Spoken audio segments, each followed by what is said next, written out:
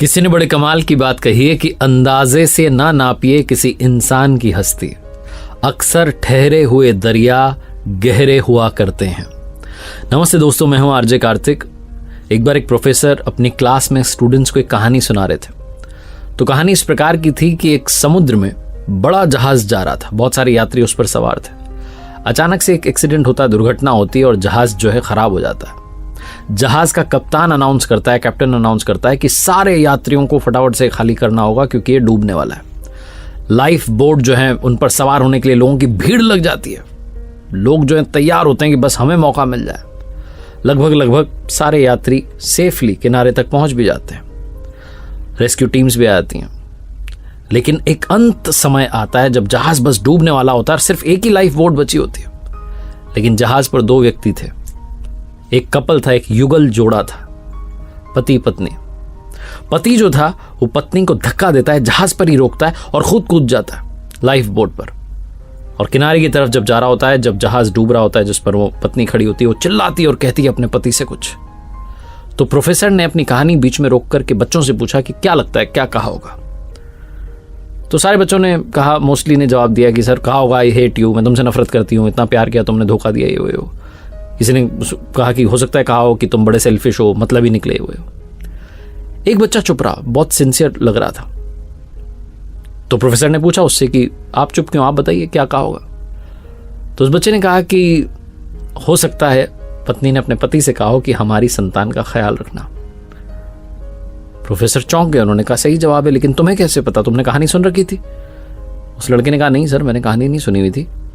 मेरी बीमार माँ भी जब अपने जीवन के अंतिम क्षणों में थी तो मेरे पिता से ही कहा था कि हमारे बच्चे का ख्याल रखना।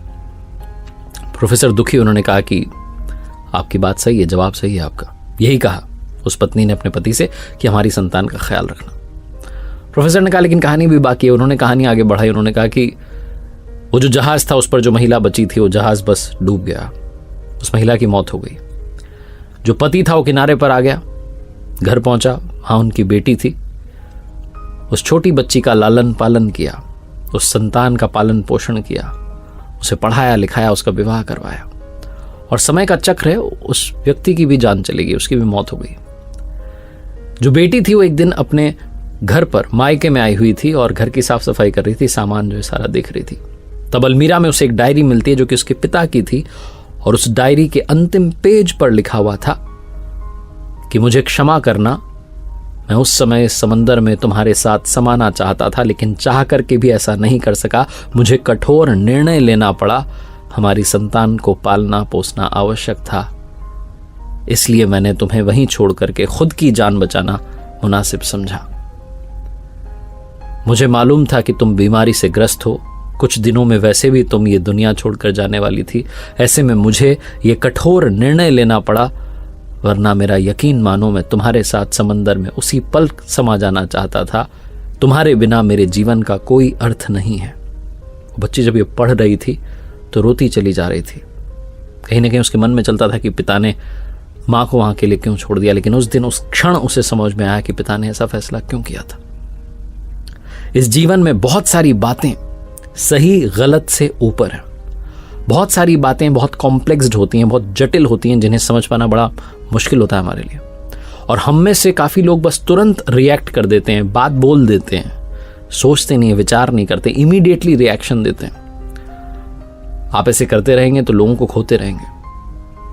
प्रतिक्रिया देना बंद कीजिए, लोगों को जज करना बंद कीजिए, लोगों से प्यार करना, मोहब्बत करना शुरू कीजिए। देखते रहिए हर सोमवार सुबह 9:30 बजे मेरे साथ एक नई कहानी, हर शुक्रवार सुबह 9:30 बजे लर्निंग सीरीज का एक नया वीडियो। अगर आप कुछ अच्छा सुन रहे हैं तो आरजे कार्तिक की कहानी सुन रहे हैं, सुनते रहिए। और एक बात याद रखिए, जो अक्सर कहता हूं, ऊपर वाले के आशीर्वाद, अपनी मेहनत और अपनों के प्यार के साथ कर दिखाओ कुछ ऐसा कि दुनिया करना चाहे आपके जैसा।